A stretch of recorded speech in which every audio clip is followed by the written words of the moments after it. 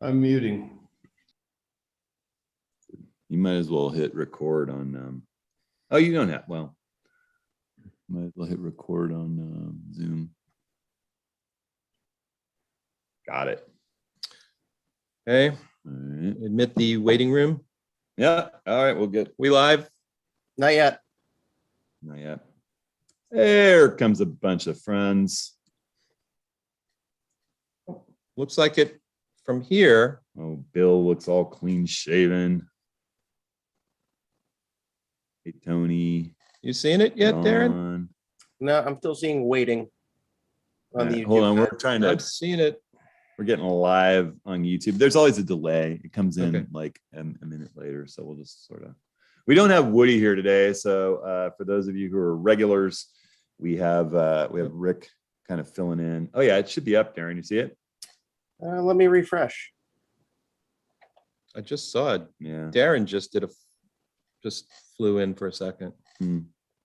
Anywho, we're just making sure we're live on YouTube for the YouTube streaming community too. It's good to see everybody's face here on Zoom. Al, see you there. You got your prints around you. More people coming in. Ron, it's good to see you. Bill, no beard. Shaka. Tony, Rob, Carl, Rick, I see you there. Fred, cool to see everybody. Hopping in. Darren, you seen it yet? Yeah, it looks good now. All right. I don't know why it wasn't working in that window, but I'll take it. You left Rick hanging for a couple extra seconds, which makes me kind of happy. So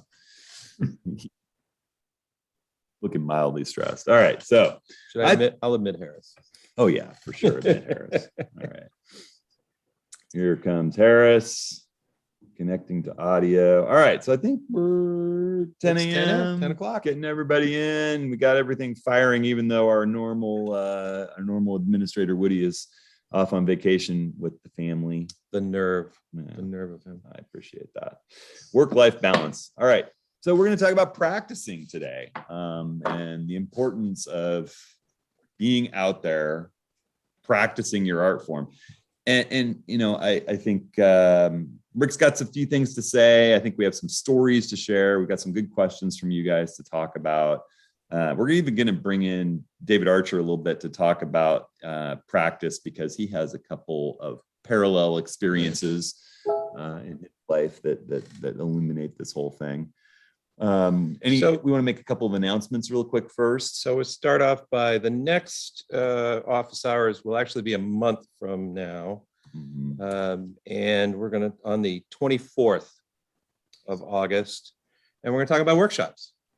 We're just about to enter into workshop season, so that'd be a good chance to sort of talk about workshops, how we plan for them, what do we do, all that sort of stuff. So we can even kind of come into what we're personally thinking about for workshops for the next couple of years, because we're in a major planning phase right now. But also, you know, just any questions anybody has about them, given that we're about to ramp back up into them, which is exciting. And we've got our for On1 users, our Palouse. Oh yeah, Our field kit for the Palouse is actually up and out there right now. I'll share my screen. Oh yeah, you got to actually enable screen sharing. Forgot that.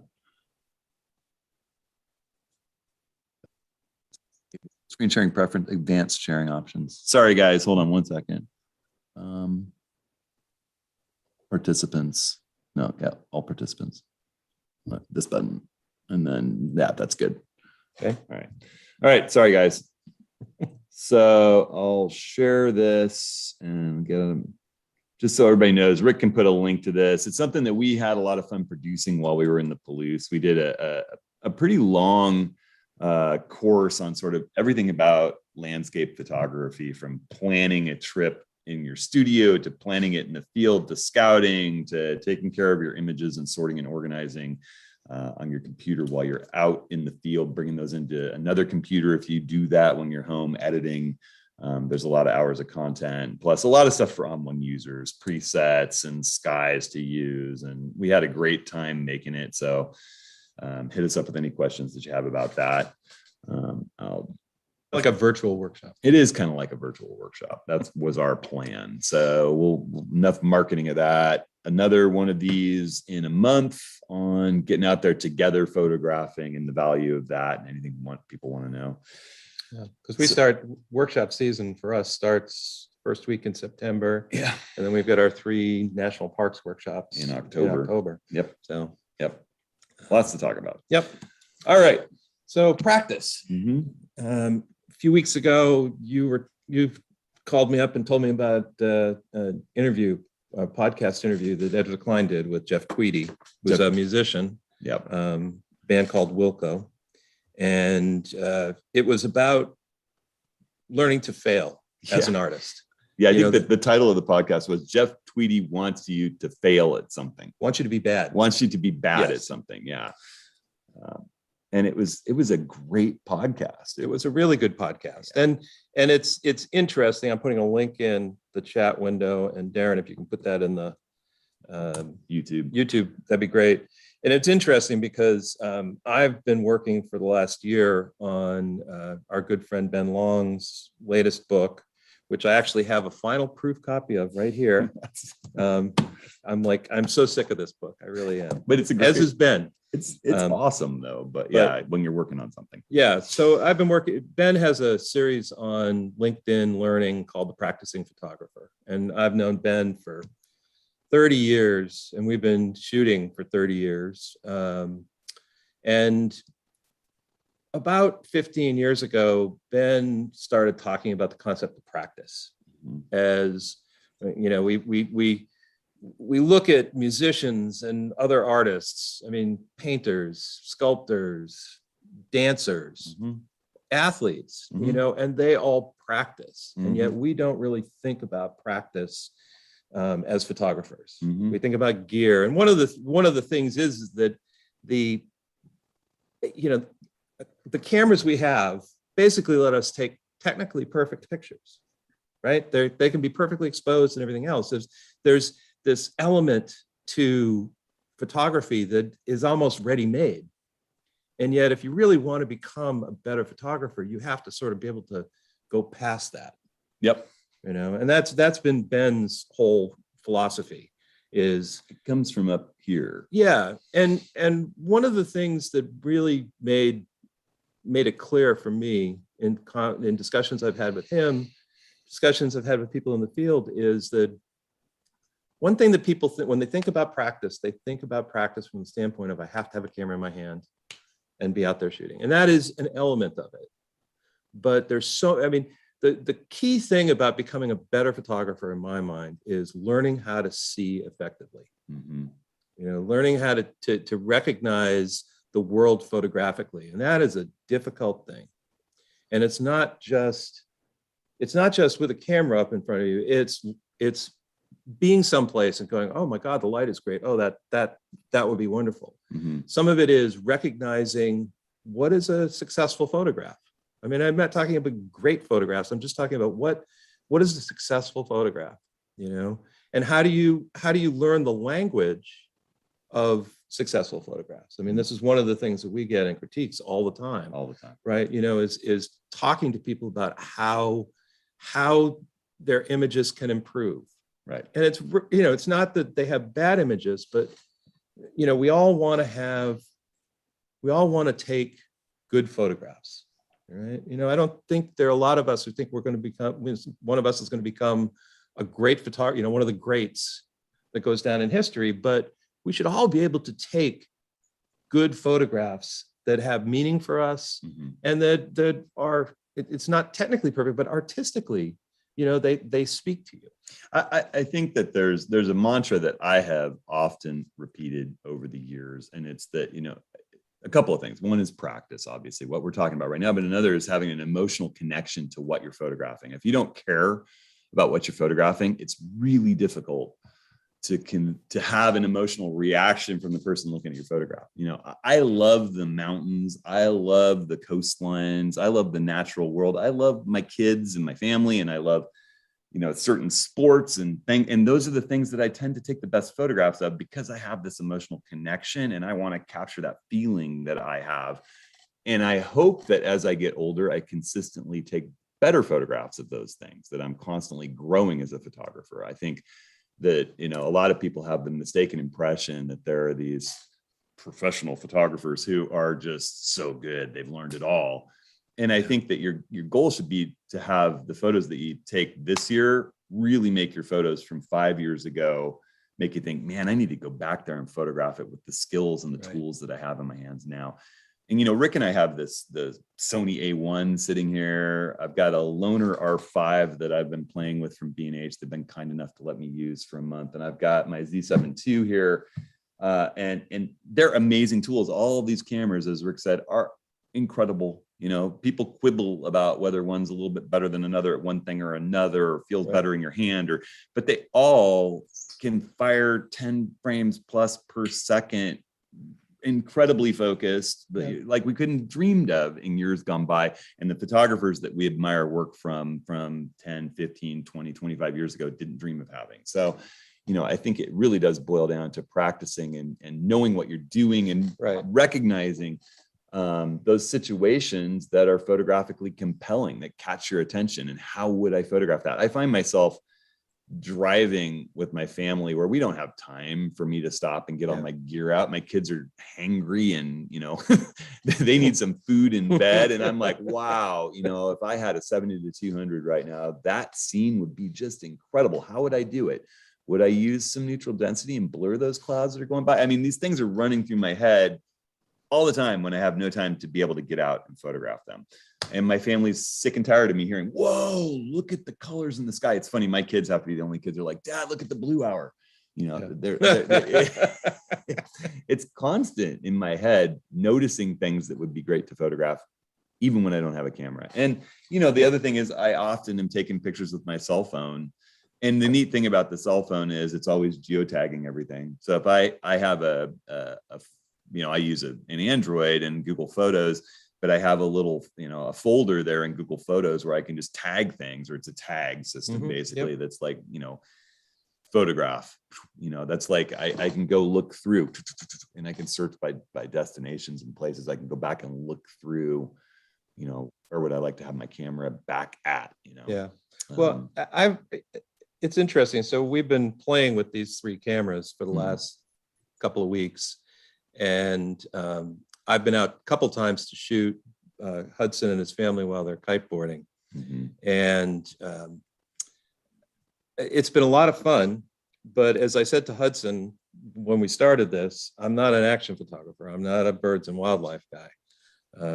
And the first time we went out and shot, it was very difficult. And it made me think of David Archer, because I'm thinking, this is something that if I really want to do this, I have to practice it. Yep. You know, and David, you've got a slightly different, you're a musician as well, correct? Oh yeah.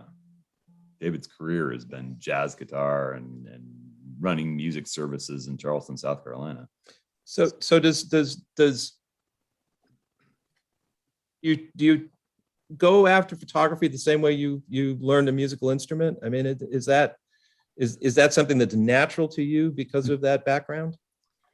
Actually, yes. I found it to be very, very, very similar. I found a lot of parallels, and once I discovered that, I started approaching it the same way. A lot of the principles applied, not all of them, but in order to progress rapidly. Right.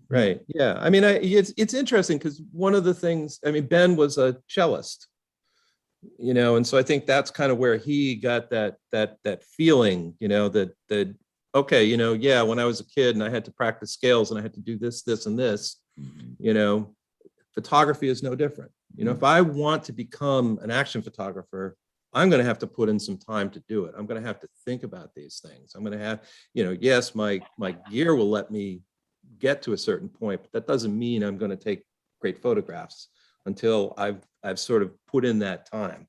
Well, I've watched David in particular. David, I've watched you, you know, from the time you showed up at that workshop years ago in Cannon Beach, with looking at your bird photos going, wow, what's this guy doing in my workshop? What am I going to teach him? And then, you know, you really honed in on landscape, and your landscape photography is just, and you've been out there working nonstop ever since. You're constantly sending me photos, you know, you're out there working and practicing in the same way that I'm sure you did with the guitar to get where you got with your career. And it's really inspirational. So I just have to apply. I mean, David's such an awesome photographer. I love having David help lead workshops.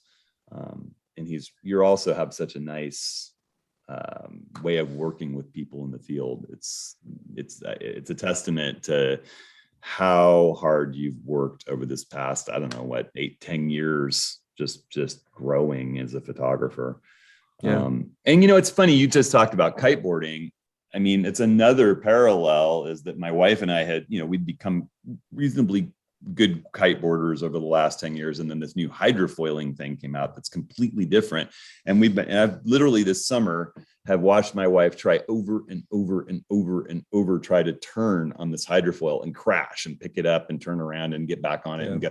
And literally in the last 2 weeks, after, months of her just struggling with this thing and being angry with herself, it clicked and she's doing it. And now she's in this progression. It's like, you just don't give up. You keep out there working at it and you will get better and better at something. And I think that, Rick and I, our trip that we just recently had to Palouse, we were both a bit rusty. We haven't been in that very rusty. Very rusty photography mode as much through the pandemic. It's been more, doing videos and training courses and working through old images and less out in the field working. And you have to shake the rust off if you're not out practicing, But I think too, that's one of the things that I feel I see from a lot of photographers is they get to this place and then they get this pressure that they've got to walk away with a portfolio quality image. Mm-hmm. And I think that's just that I've changed over the years. I mean, I used to feel that way. We go up to Larch Mountain and it was like, I've got to get this perfect photo, but then we go to the Palouse, right? And we're going to shoot this blood moon super eclipse thingy. And there's a lot of names. And now when I go out into the field, I feel like I'm always practicing. Mm-hmm. I'm hoping that the light will be great, that I'll see that special composition in the landscape. Mm-hmm. But my goal is to become a better photographer, and that's not going to happen tonight. That's years down the road. Mm-hmm. And I'm on that progression. And I found that just changing that mindset, right? To I'm always practicing. And I've gotten great images in the last couple of years. I mean, I've got images that I'm proud that are close to, if not portfolio quality. Right. But that's not why I take pictures. Right. That really isn't. One of the things that really resonated with me in that podcast that we started this whole discussion off, saying it kind of sparked this moment of curiosity with me between Rick working on the practicing photographer and hearing this interview with Ezra Klein and Jeff Tweedy. And if you came in late, that we'll have this recorded. It'll be on YouTube. You can watch the beginning, and we've got a link to that podcast. And Jeff Tweedy is, he's a songwriter, musician, the band leader for Wilco. And Ezra Klein's just kind of an intellectual guy that is, has interesting discussions with people for a living. And he and writes. And he basically said, I'm a songwriter. I've written certainly hundreds, maybe thousands of songs. I consider myself relatively good at it at this point. But there are times when this thing comes into my head and I've got it there in my sort of foreground. And I'm like, this is going to be a terrible song. It's not going to be good. I'm never going to record this, but I have to work on it just to get it out. He's like, I'm constantly writing and I set aside time. And even if I know it's going to be bad, I'll go through the whole thing just to get it done. And then that opens the door for the next good thing to come along. He's like, you can't be upset with it not working out being exactly what you wanted, because the process of doing it gets that engine running and opens the doorway to doing better work in the wake of it. And I've certainly had shoots where I was really fixated on, here's what I'm going to go out and capture. Maybe we're a little wiser than I was as a younger photographer, but the blood supermoon eclipse, we knew there's a lot of chance that it's going to be hazy or it's going to have clouds or this isn't all going to work out. And it didn't have the light that I dreamed of having up in the Palouse on those hills when it happened. We did our best. But then we spun around and there was a spectacular sunrise in the opposite direction that was beautiful. And we got a lot of beautiful images that I really love on that trip that had nothing to do with the image that we were actually out there after. And yet we were certainly up there at 5 o'clock in the morning in high winds. Right. And we'd practiced what we were going to do that morning and figured out where to park the van as a wind block and how to set up and what lenses we want. I mean, we actually practiced that shoot before it happened. Yeah. Another great one I'd like to just bring is the total eclipse that we had in Oregon back in, what was that, like 2016, 17. Pike was just a baby. There we ran a workshop for that and we practiced it a lot. And I kind of went through, do I want to take a group of people and work on photographing this together, or do I want to come up with the super shot? And I decided, let's take a group of people.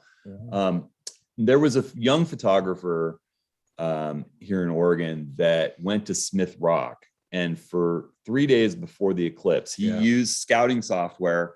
And he figured out, here's where the sun is on the rock. And he got a rock climber up there hanging on a rope to be at just the right spot for totality, and practiced that shot for, several days before the actual eclipse, and was in position with the long lens and got that shot that probably everyone saw of the rock climber hanging on the wall with the total eclipse behind. That's amazing. Yeah. Yep. Amazing, and so much work and thought, and it didn't happen by just showing up and expecting it was going to happen. Yeah. It's like those kinds of things. And then maybe it wouldn't have worked out. He could have gotten there and there could have been horrible clouds and everything else. But there's, two keys to that. One is being out there and the other is practicing. It seems like the harder I work, the luckier I get. Yeah, right. Yes, that's very true. That's very true. Very true. There was a great story Art Wolf told me one time. There's a shot that I love of his in Iceland. It was the first time I ever saw one of those shots of that beach with all the little icebergs that wash up on it that people love to photograph. And he had this photograph where the sky is just that boiling orange red, where it looks like, an Armageddon sky, the black with gold tipped bases to the clouds. And it's all reflecting on the water. And this piece of ice looks like a nautilus shell. And he told me that he was in a tent with his assistant, and it was this cold, rainy pre-dawn. And he said, I got to get up and see what happens. And his assistant's like, there's no light. I'm staying. He's like, all right, stay in bed. And he got up and he climbed out and he went out to the shore, and there's this beautiful chunk of ice floating, and he got his tripod leg out and kind of brought it in and got on the beach, and he saw a gap, and then the sun started coming into it and the clouds lit up pre-dawn. And it was everything that he dreamed of. And he took this shot. And then there was this German photographer who'd been really annoying, that he'd seen. Maybe I should.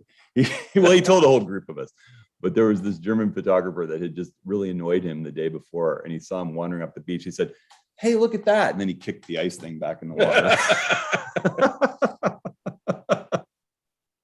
But the point is, he got out of the tent, even though it was raining and cold and gray. And then that shot was the result of having done it. It's like you said, the more you work and practice and actually get out there, the more likelihood. We've spent a lot of times with Gray. Yes. With workshop students having that experience. And then there's the time where it just clicks and everything's magnificent, and you don't get one without the other. Yeah. Well, and I think, there are places, and the Palouse is one of those places where, there really are a few iconic places, and there's this sort of the one Steptoe Butte, the top. And, we spent every night there, 5 nights straight, in horrific conditions. Actually, my favorite photo of mine from that week was on the windiest night we had. And some of that's just, putting yourself out there, thinking about things, which way do we go? What's happening in the landscape, that type of stuff. So. We each had about 35 pounds in our stone bag, Yes, just to be able to photograph it all. And in Patagonia, in El Chatan, there's a lot of beautiful things to photograph, but there's one site that at sunset's just incredible. And we didn't really get the sunset that we were hoping for from that location on this workshop that I did before the pandemic, the fall before the pandemic. But we went back over and over and over. And we did get some good images, but you're never going to get that one. Right. unless you're there. Rick mentioned Large Mountain. That's a place we met there. Right. And we photographed there a lot. And there, of all the dozens of nights I've been up there, there's two trips that have images that are in my portfolio that I love, and I'm still hoping for some other things to happen there that I haven't quite gotten. I haven't quite gotten the full moon shot that I want there. Well, and I think that's a nice segue into, again, getting back to that practice. It's not just being somewhere with the camera. It's looking at your work. It's learning how to criticize your work, how to look through what you've done. One of my big things that I've done over the years, I only started about 8 or 9 years ago, was I take a year, 2007, and I'll go through all the images in my Lightroom catalog, and I will look at them with a different eye than I did back then. And then the other thing is building a portfolio. It's a fancy word, but I just think about it as your best album, right? We had one question from someone who was like, how do I pick my images? And it's like, well, that's a difficult thing to do, but building a portfolio and then keeping your portfolio current are two excellent practice regimens. We've been places where people want to show us 100 photographs, right? They can't pick, and so they just show 100 photographs and say, these are my best. And it's like, no, you should actually be thinking about 20 images that if someone comes up to you and says, hey, I'd love to see your work, that you're showing them the best of you want to leave them wanting more. And I can tell you that practice of going through your library, of really trying to look at your images with a sort of dispassionate view is a wonderful thing to do. One of the things that I miss most about not living here is, we used to have a group of photographers who we would get together at a little restaurant that we loved, and we'd be showing prints. We'd be showing each other the work that we were doing. And we would have honest critical, oh, well, I don't really like this. What were you doing with that? Why, or that's a great image. You need to go work on that in a little bit better light. And getting those types of critiques, whether they're in a workshop or, with friends or, there are still things called camera clubs out there, and some of them are actually pretty good. Yeah. Where you're out there. I mean, when we're out in the field and we see other photographers, we're often talking to them, and we're getting people showing us images, and we'll show them our images. Oh yeah. And it's like learning that language of photography and what makes a good photograph, what makes a successful photograph. It's not rule of thirds. It's not HDR. It's there's an emotional element to a successful photograph. And over time, as you shoot more and more and you look at your work and you look at the work of others, you'll start to recognize what makes a good photograph. And my progression as a photographer, I remember getting a camera, Minolta Maxim 7XI or something like that in the Navy. I was just coming back from the Gulf War. And it had a little book that explained about aperture and shutter speed. And I was like, "Ooh, this is interesting." And then I started looking at books of photographs of people that I like. Galen Rowell was big for me back then, Art Wolf.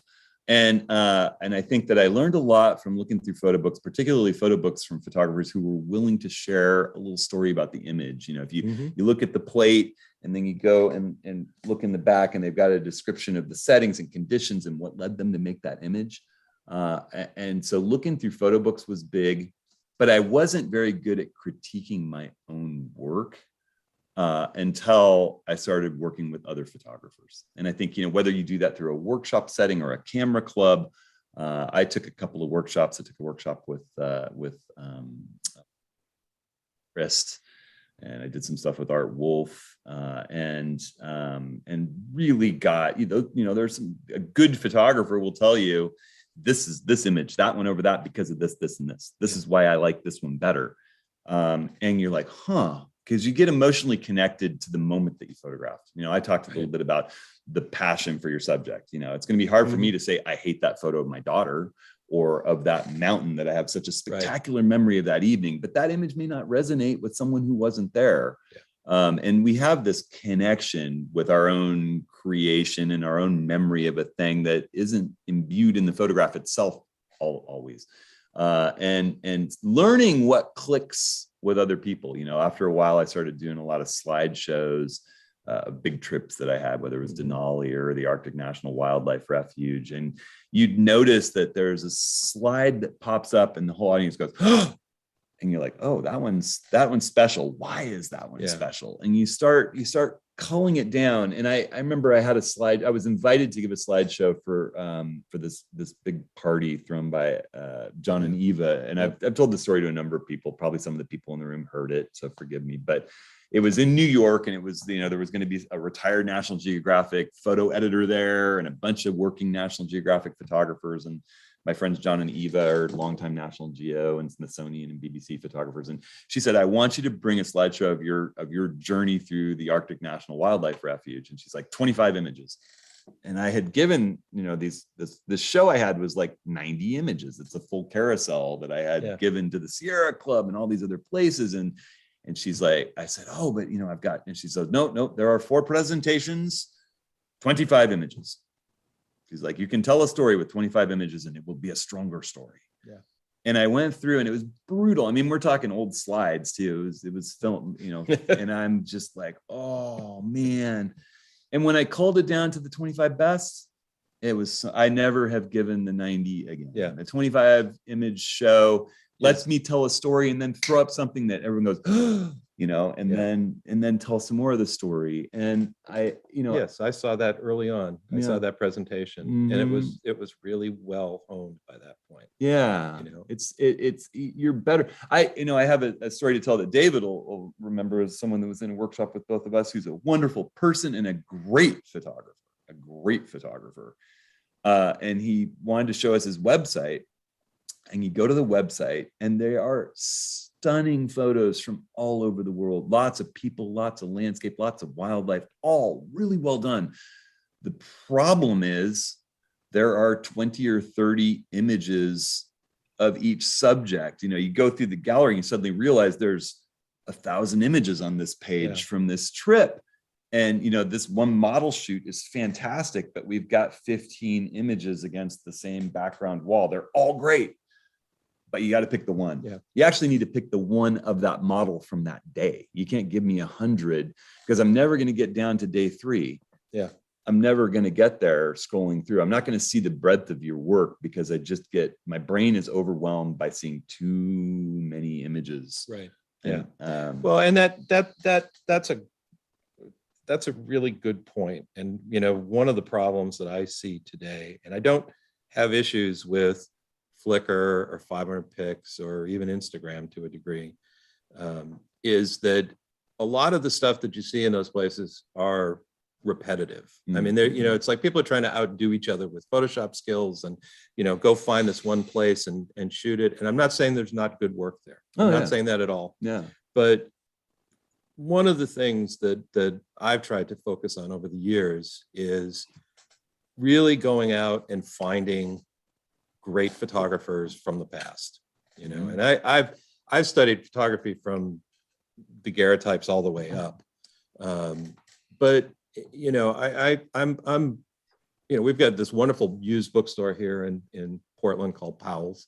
And there's a bunch of great sort of online places. And I go trawling for photo books. And, one of my practice regimens is, and it's funny you brought this out. I was actually looking through this book the other day. So this is Arnold Newman, who is one of our favorite photographers. My favorite portrait. He's a phenomenal portrait photographer.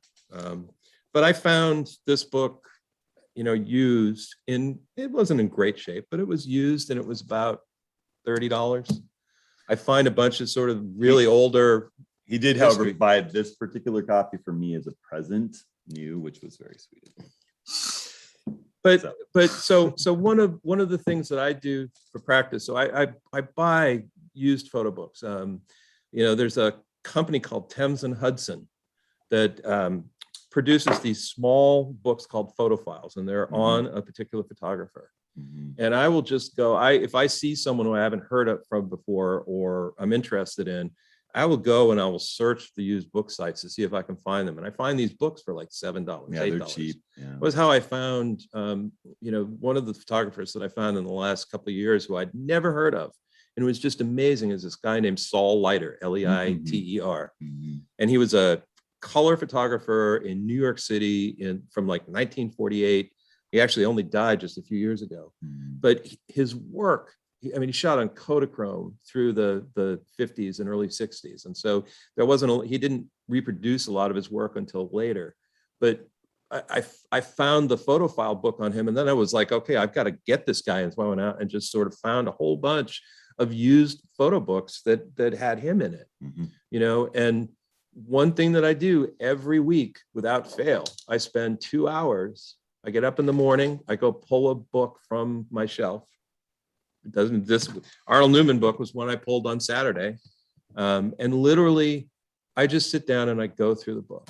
And it's like, I'm not doing anything other than looking to see what I like, what I haven't seen before, revisiting an old image that I might have, or if it's a new book, discovering someone new. And this practice of looking at other people's photographs, of other great photographers' photographs, is one that's what helps you understand what's a good image and what's not a good image. Oh, it really does.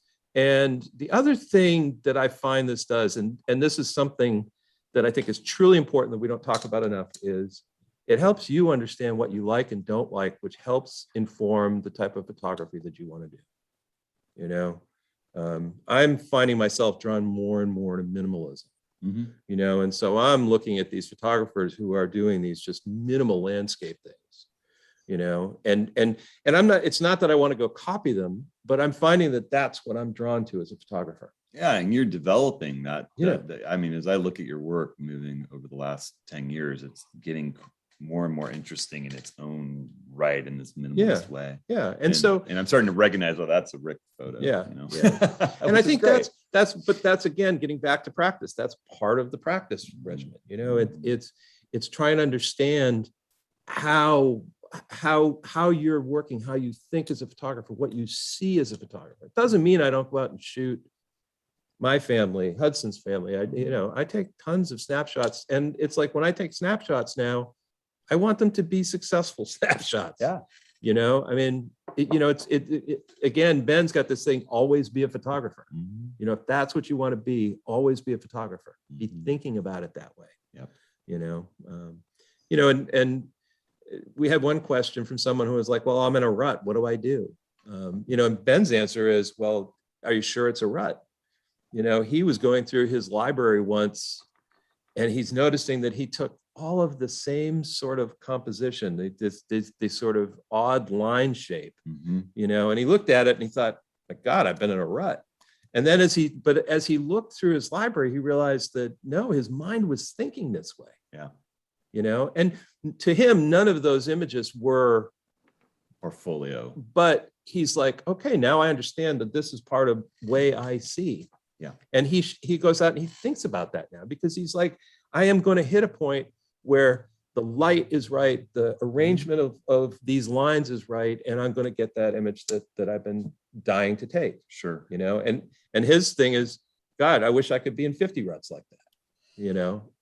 Some of it is you just got to sort of get yourself out there. Mhm. You have to sort of keep working. And if being out there with the camera doesn't work, go out, walk around and just look photographically, and, there's one photographer who, when he's out without his camera, he snaps his fingers whenever he sees a potential image. And it's just that it's sort of keeping that mind thinking about as a photographer. I think that another thing you can do if you're feeling just creatively stifled or like you've done it all. I do a lot of workshops in the same place over and over with people, and the conditions are always different. Yeah. But I have switched from pure landscape to loving to photograph photographers in the landscape. Or, there will be times where I see, well, conditions are a lot like the last time I was here. Maybe I'll take it only one lens and try to do something different that way. Maybe I'll do everything with a 50. Maybe I'll do everything with the 14 to 24, and I won't have any ability to get, I'm going to challenge myself to see things a little bit differently, or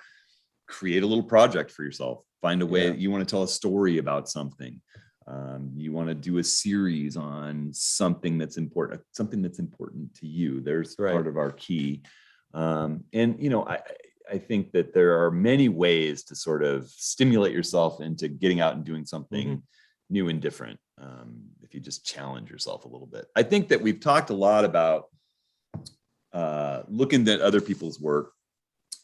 There's two sides to that coin in growing as a photographer, and I spend a lot of time looking through books. I really like books, and I'll go to Powell's and spend time. I'm lucky enough to live here where it is, and things are reopened now. I'll go and I'll sit in the photo section and look through books. And sometimes I bring one home, and sometimes I just learn from the books that are there.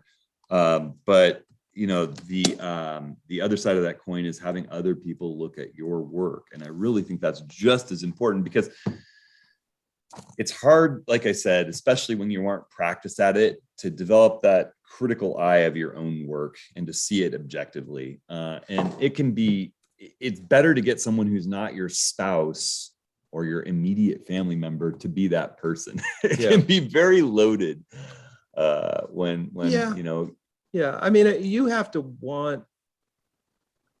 be open to critical thought. Yeah. I mean, I mean, I've had conversations with photographers who they don't really want that. No. What they want is they would like praise, but they don't really want to talk about their work. And that's fine. I don't mean to sound overly critical about that, but I also think sometimes when I talk to these people that photography is a different thing for them. It's not the way that I think about photography. Right. The being able to critically understand your work is huge. Yeah. And you can do that by yourself, especially as you build a body of work. Go back and look at your work 10 years ago. Oh yeah. And walk through it with a critical eye. Yep. You might find some image that, you printed and put on a wall, and now looking at it, it's like, I'm not really sure that I would do that again. Yep.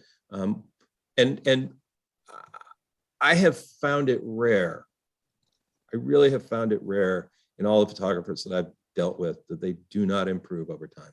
And that's the thing. I look at my work.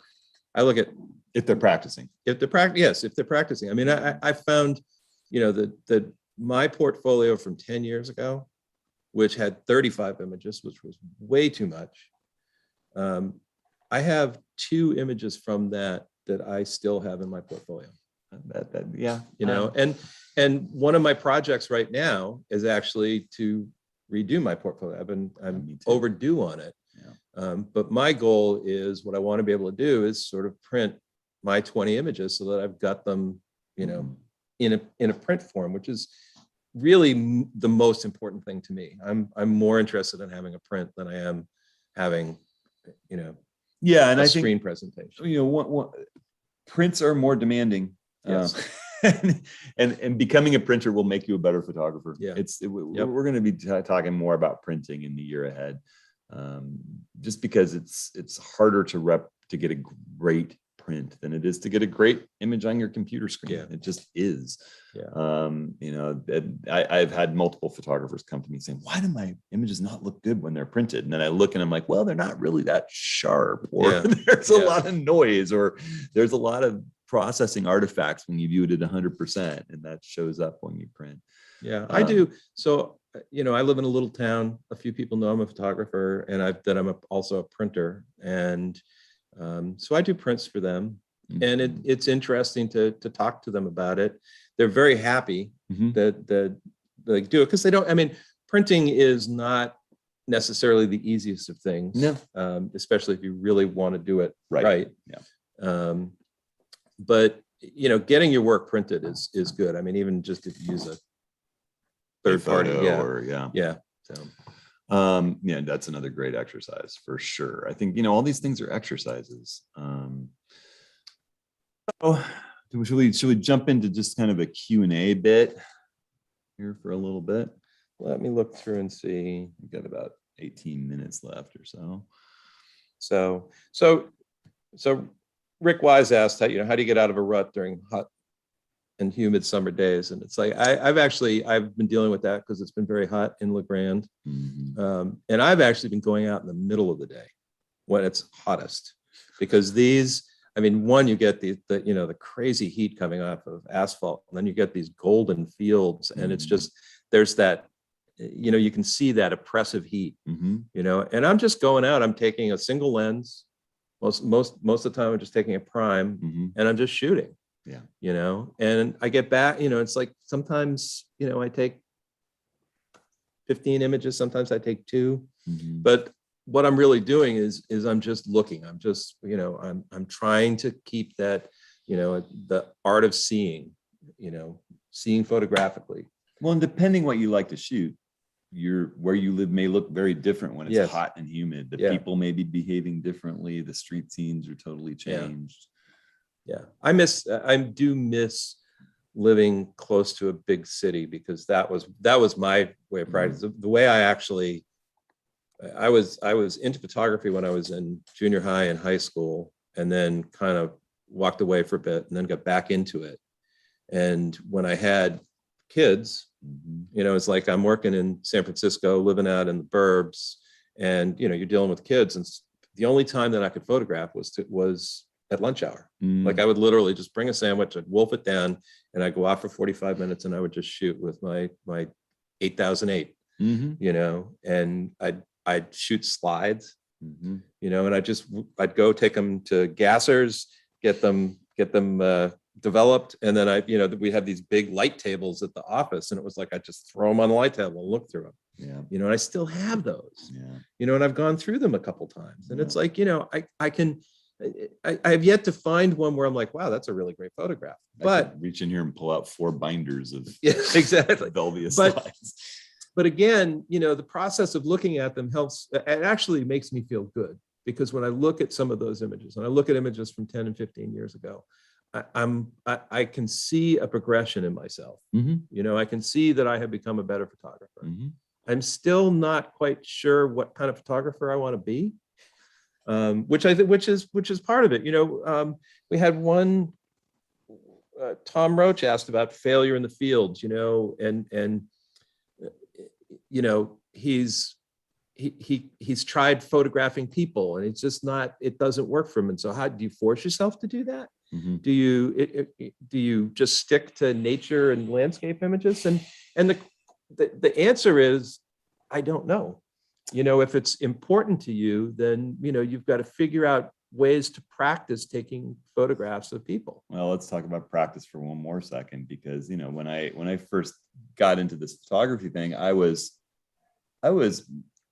a fair bit shy about public speaking or getting in front of a camera and talking. Like I remember the first videos I did with On One, where I was recording myself on camera. I felt like I was leaving the world's longest voice message. How you hit like, no, that didn't sound good, delete, start over. Nope, that didn't sound good, delete, start. No, I would do these tortured videos where it was a death by 1,000 cuts, because I'd get a few sentences out and, oh, that's terrible, and cut and try to start from there. And just with practice, I've gotten to where I see you guys when I look at the camera. I'm just talking to my friends. And I think that can work if you really want to photograph people. Try talking to them. Some people are going to be like, no, don't take my photo. But a lot of people, if you say, hey, can I take your picture? You just look like you fit in this place so great. And, I'd be happy to send you a copy. Or even just, there's a wonderful moment happening and you just kind of point at the camera. People will be like, or they'll tell you no. And what's the worst thing that happens, right? Yeah. They say no, and you probably never see them again. So yeah, I think you can work on becoming better at photographing people. I was really shy about it at one point, and then I've photographed a lot of people in a lot of places, and it just becomes something where, just kind of, people will respond. Yeah. And more often than not, they'll be happy to be photographed. you don't, there's, I always get these questions. Well, you need a model release to show anybody a photograph of someone else. No, you don't need a model release for editorial content if it goes in a newspaper or on your own website, or to send to friends of this beautiful photo you got up on the top. You need a model release if you're going to sell a product, Right. based on the photograph of the person. So, I mean, if you feel like, wow, this is something I could maybe sell someday, then you have a model release with you, or you get the person's email and you say, I'd love to send you a copy of this picture, and ask them about it. When you do that, they might be so happy to get a beautiful photograph of themselves. They have no problem with it. Yeah. So, I do that quite a bit, actually. Yeah. Get their email. Yeah. It's also, it's really wonderful sometimes to snap a photograph of someone, even if it's a candid, and then say, hey, I got such a cool photo of you out on the point looking out over that spectacular view. I'd love to, if you want, I could email it to you. People love that.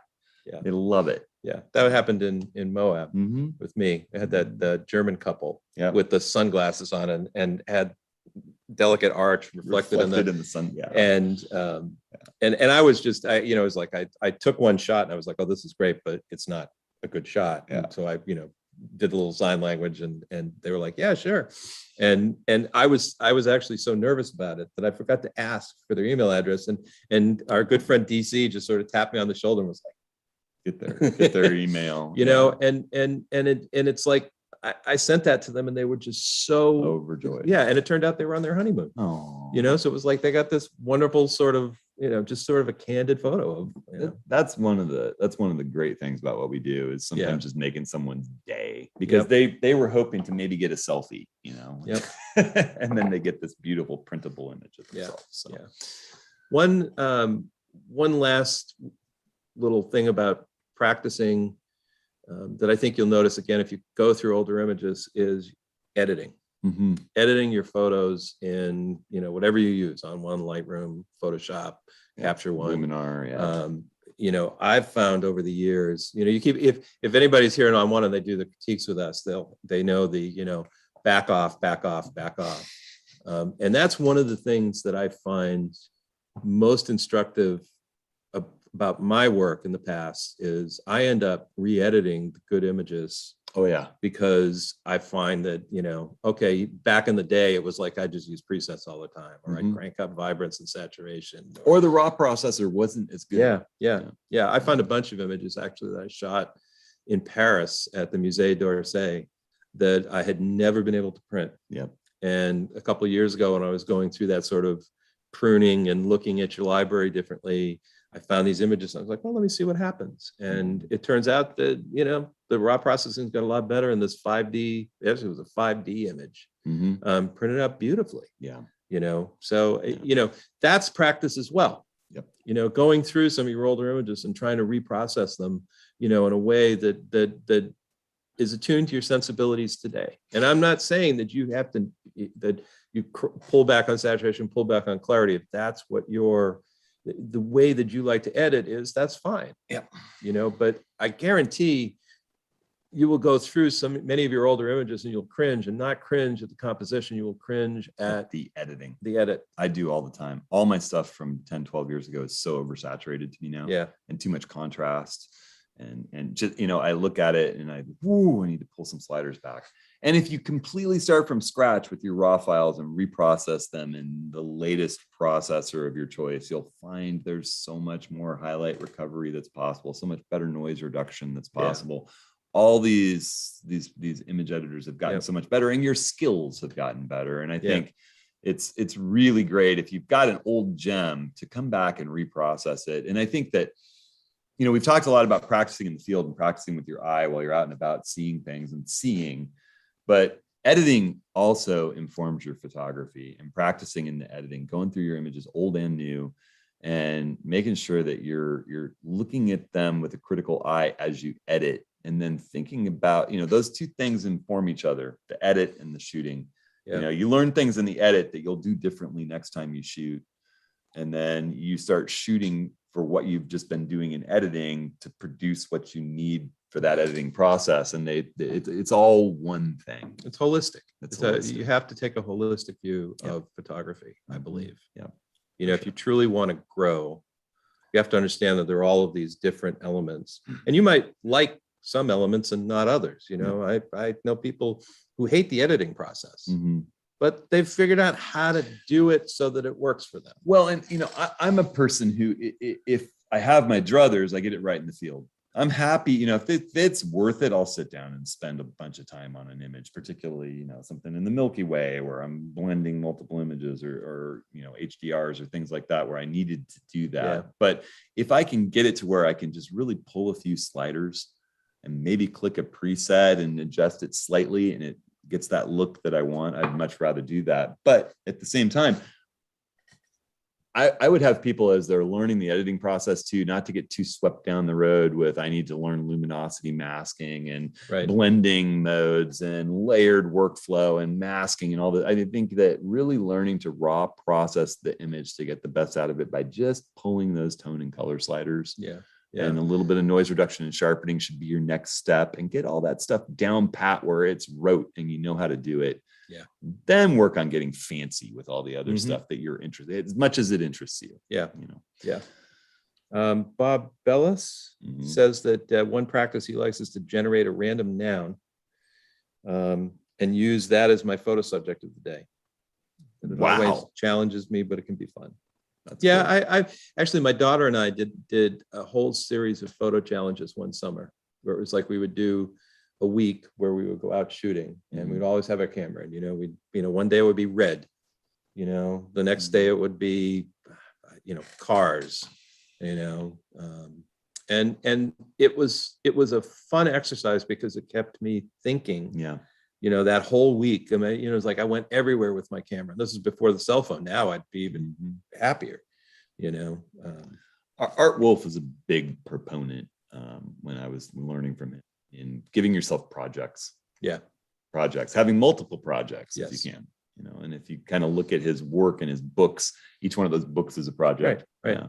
Yeah. I agree with that. Mhm. I agree with that. And, some of my projects are complete and some of my projects have never ended. Some are in stasis, I just had a birthday and Rick gave me a book by Sebastian Salgado, who most people know I really love, particularly his human work, his photographs of people. But he just published one called Amazonia, which is he's from Brazil, and his images of the rainforest and the people of the rainforest. It's amazing. And that's clearly a project. Yeah. He set out, I'm going to photograph this place that I was born and raised, Right. from its headwaters to where it meets the sea. Well, one of our favorite photographers, Andre Kurtz, at the end of his life, one of his projects was his apartment, and he lived in New York City above Washington Square, and he would shoot down at the park, Washington Square Park. Yeah. And towards the end, he shot only with a Polaroid SX70, and just that was his final project. I love the shadows of himself on the wall Yeah. at sunset. Yeah. If anyone hasn't, Andre Kurtz, you should maybe throw the spelling is a unique spelling. His entire life of photography, from his boyhood to his advanced age, is just a marvelous thing to look through. There's a retrospective book you can probably find used, and he's been really inspirational to me. Just looking at his work, it was phenomenal. So I'll actually, so one of the for the practicing photographer book, Ben has a list in there of photographers for your consideration. And I went through and turned it into a web page. So I'm going to send you a link to it in the chat. And it's interesting because, it's hard to pick, it was hard to omit people, Oh yeah. and that list is not meant to be, here's the best photographers, Yeah. because there is no best photographer. You will never be a best photographer. Yeah. You can be your best, but and anyway, this list is actually pretty good because it goes all the way from the beginning to current day. And we put links in to either the Wikipedia page, so you could start going out and finding information about it. More recent photographers, they've actually got websites now and stuff like that. So, but anyway, that page is actually the support page for the book with all the other links and stuff like that. So Cool. I got to check that out. So our friend Harris I'm gonna end on this one. Our friend Harris had a question, and I don't know that I have an answer to it. He just blinked back in. It says, in most endeavors, the only thing worse than not practicing is practicing badly. Seeing the image is one thing, but what's your mental checklist when practicing landscapes? I guess I would say if you're practicing badly, and I'd be interested to hear David Archer's point of view on this from a musician's point of view. Mhm. You know, you practice the things you're not good at times because you want to get better at them. Mhm. If your practice is going badly, like you're out there and you're like, I am just not feeling it. Mhm. You know, do you just not force it? I mean, Jeff, that was part of this podcast that sparked this thought in my head with Jeff Tweedy. There was a point where Ezra Klein says, you know, I'm a writer. I write all the time. And I had this thought that I should be able to write poetry. right. And yet when I sit down and I try to write poetry, it's terrible. And I become discouraged. And Jeff Tweedy's like, why don't you sit down and try to write the worst poem imaginable and then congratulate yourself on doing it? You know, if you want to write poems, you're going to have to write poems, and they may not be good, but you know, you have to give yourself the space to do something badly in order to ever do it well. And that was it was a little revolutionary, his thinking on that whole thing. And I would really encourage people to listen to that podcast, because he truly was saying, go out and do it badly, and you'll learn from that. Well, what did I do that made it bad? And then the next, that'll give you space to do it better. And I think that, you know, Harris might be talking to the fact that you can learn bad habits. You know, Yes, you can definitely do that. You can learn bad habits. And I think that one of the ways to avoid learning bad habits is to get out with a group of people and work together. And then people can spot that. It's like trying to learn yoga by yourself, right? You can watch a video trying to do yoga and you think you're all contorted into the right position, and you're actually like throwing your hip out of joint. And if you go down to a studio with someone who actually really knows how to do yoga and a group of other people, they'll adjust you a little bit, say, this is how it should feel. And you know, I mean, I think that there's a certain working, and it doesn't have to be a photo workshop. I think photo workshops are a great way to do it, and I love them, but you can join a club too. A photo walk in your hometown. You know, I think that just finding friends that you think are a little bit better than you. That was another thing that Jeff Tweedy said, is you're never going to get better unless you work with someone who's better at what you want to do than yourself. You have to go work with someone that's a little bit better than you in order to grow, you know, because you can't learn from yourself if you don't know what you're doing. Yeah.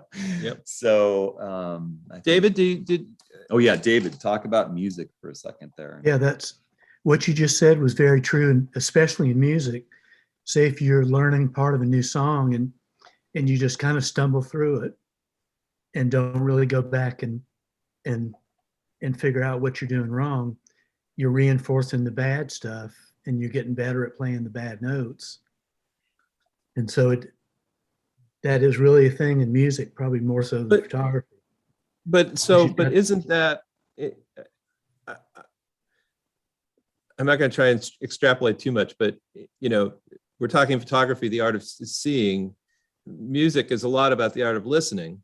Yes. And some of it is being able to, as you were practicing. I'm a very bad guitar player. You know, I'm getting better, but I'm a bad guitar player. But I will play through these songs. You know, one of the things I learned was just keep playing that song. You know what it's supposed to sound like.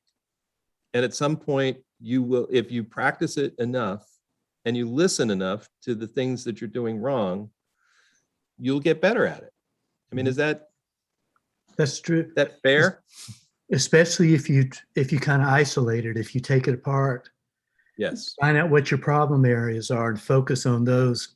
First, don't play the song all the way through 15 times. Yep. Find the problem area.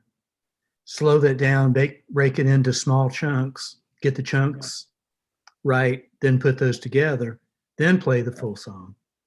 Yeah. Well, that's me with the Milky Way, right? I've been shooting the Milky Way for, God, 4 or 5 years now. I have yet to get a good Milky Way shot. We're going to do that. But it doesn't bother me. No. I mean, I'm not, this is the thing. You know, I could look at it, you know, a lot of this practice stuff is trying to overcome the mind games that you get with, you know, why am I taking the shot? Why am I doing this? You know, why does anybody care? You know, and it's like, I'm okay with the failures. I'm okay with the failures because, we fail more than we succeed a lot of times in life, and, when I find that one image that I just love, that I'm happy with, that makes all of the failure worth it. Yeah. That makes it all worth it to me. Yep. Agreed. All right. Well, I think We've wasted another perfectly good hour. Yeah. It will never get back. Yep. Thanks so much to Darren and David, and to Rick, of course, for Rick being here, part of this discussion, and also sort of filling in on Woody's role of running the. So we've got the next office hours, as we said, will be August 24th, Mhm. and we'll be talking about workshops. And it's not just about our own. I mean, tell us stories about your workshops. Right. Ask us questions about any of it. If you've never had a workshop or if you've done 100, it's a fun discussion to have about the value of them and about, where, and we'll fill in a little bit about what we're planning for the couple years ahead. Yep. All right. We got practicing photographer. There's a link in there. Going to be on sale August 16th. Hoping we'll have pre-orders available later this week if you're interested. I'm actually pretty proud of it. It's a great book. It's a great book. There's not a single photograph inside it. And I was there. I have a similar photo. Rick took this cover photograph. I don't know if people can really see it, but it's these two photographers. And it was the day that we found at the Grand Prismatic Spring in Yellowstone, Right. where we'll be going back in October. That was the best photo we got, the Grand Prismatic Spring, because of the conditions, and we had to shift and adapt and not get that beautiful rainbow colored spring, but actually get these. Well, we were scouting. Yeah. And it was middle of the day, so we weren't expecting anything, and yet, we kind of walked away with a bunch of really cool images. Images of people taking pictures in the fog. Yeah. It was just really cool. Yep. So, all right. Okay, everybody, we'll All right, take everybody. care. We'll see you soon. Have a good one, guys. Thanks. Thank you, Darren.